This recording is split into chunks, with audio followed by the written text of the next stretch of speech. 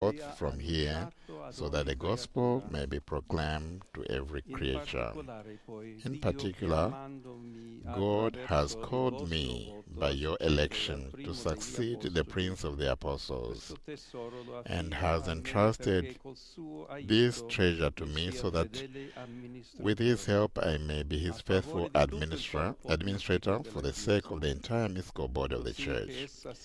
He has done so in order that she may be ever more fully a city set on a hill, an ark of salvation, sailing from the waters of the history, and a beacon that illumines the dark nights. And this not so much through the magnificence of structures of grandeur, like these monuments among whom we find ourselves. Rather, he did this holiness for her members, for we are the people whom God has chosen as his own, so that we may declare the wonderful deeds of him who called us out of darkness. Peter, however, makes his profession of faith in his reply with a specific question. Who do people say the Son of Man is? Jesus asks. The question is not insignificant.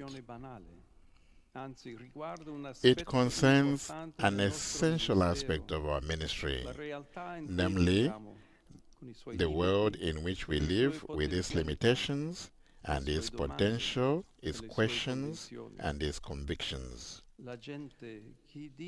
Who do people say the Son of Man is?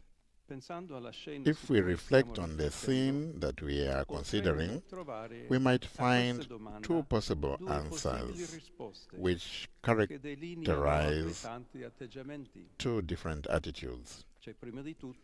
First, there is the world's response.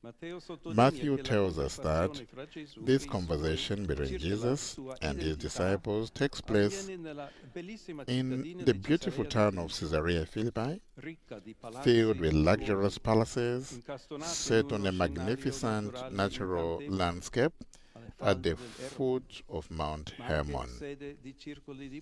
But it was also a place of cruel power plays and the scene of betrayals and infidelity. This setting speaks us of a world that considers Jesus as completely insignificant. At best, a person with unusual, striking ways of speaking and acting. And so,